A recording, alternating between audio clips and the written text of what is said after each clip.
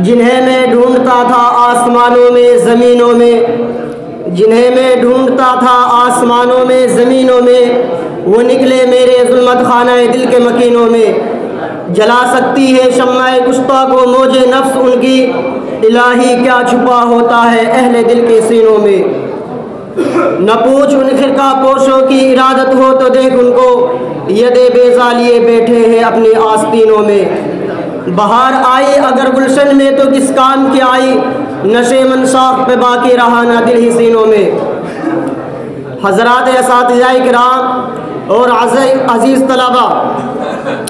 आज मैं उन यारान बासफ़ा, शहीदान इश्क़ व वफ़ा, वारिसान बिलाल और सराखिल आज़ादी के तज़किरे की सआदत हासिल कर रहा हूँ, जिनका क़ल्ब व जिगर इस्लाम की अज़मत से मामूर था, जिनके चेहरे पर अज़्म व इस्तिक़लाल की किरणें जलवा फगन थी,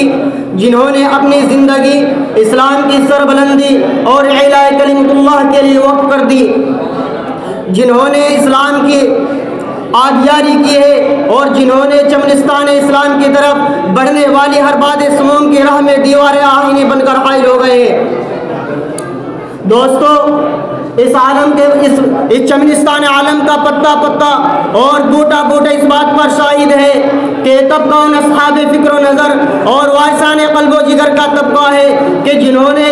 तारीख़ के हर नाजुक मोड़ पर इस उम्मत की रहनुमाई और दस्तगीरी फरमाई है। यह उन यारान बासफ़ा और शहीदान इश्क़ व वफ़ा का काफ़िला है कि जिन्होंने हर दौर में बातिल का मुकाबला किया है। जब भी बातिल ने हक़ को चैलेंज किया है तो उन्होंने उसके चैलेंज को कबूल किया है और सरबकफ मैदान में आ गए हैं और जमकर पूरी बेखौफी से बातिल का मुकाबला किया है। उन्होंने जाने तो दे दी मगर बातिल को कभी पीठ न दिखाई, उन्होंने सर तो कटा दिया मगर परचम इस्लाम को सरनिगो न होने दिया। जब जल्लाद तलवार चमकाता हुआ आगे बढ़ा तो उन्होंने नज़र से नज़र मिलाई और ये कहते हुए मर्दानावार तलवार के नीचे सर रख दिया, मुस्लिमा अला ये शिक्न का नबिल्लाहि मसराई, यानी खोशा वक्ते के मेरी मौत तेरे कोचे में आ जाए,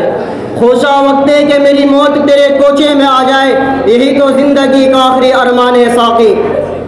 गर्जे के उन्होंने हर मास पर बातिल का मुकाबला किया, हर तरह से मुकाबला किया। ज़रूरत पड़ी तो गोली चलाई, ज़रूरत पड़ी तो तलवार चलाई, तलवार फेंकी कलम उठा लिया, ज़रूरत पड़ी तो अपनी शोला नवाइयों से तूफान तुम तो तेज सरकशो बेबाक का काम लिया, और जब ज़रूरत पड़ी तो कौम के नन्हे नौनिहालों की तरबियत इस्लाह फरमाकर बातिल के लिए दीवार आहिनी और फौलादी लश्कर बना दिया। आज मैं उन्हीं जियालों और सरफरोशा इस्लाम की थोड़ी सी तारीफ़ और अदना सी झलक दिखलाना चाहता हूँ कि उन्होंने जंग आज़ादी में क्या कारनामा अंजाम दिया है और उनका क्या मकाम रहा है।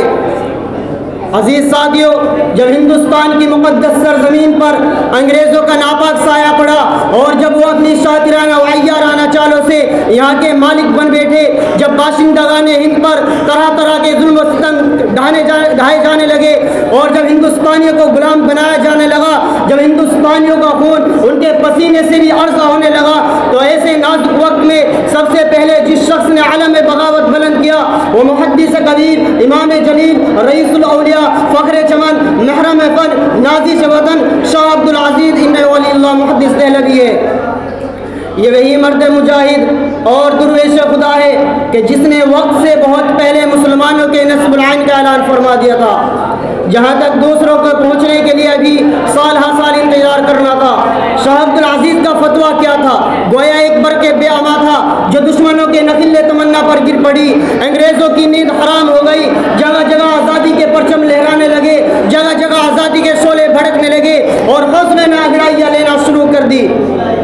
मसनदी दर्स पर बैठकर कुरान और हदीस का दर्स देने वाले उलमा इकराम अपने खानगाह, अपने मदरसों और खानगाह को छोड़कर मैदान में आ गए और दुश्मनों के खिलाफ महाज बनाकर मंजिल की जानिब बेसर सामानी के आलम में निकल पड़े। और मैं अकेला ही चला था जानिब मंजिल, मगर राह रू आते गए और कारवा बनता गए कि मिस्ताक बन गए।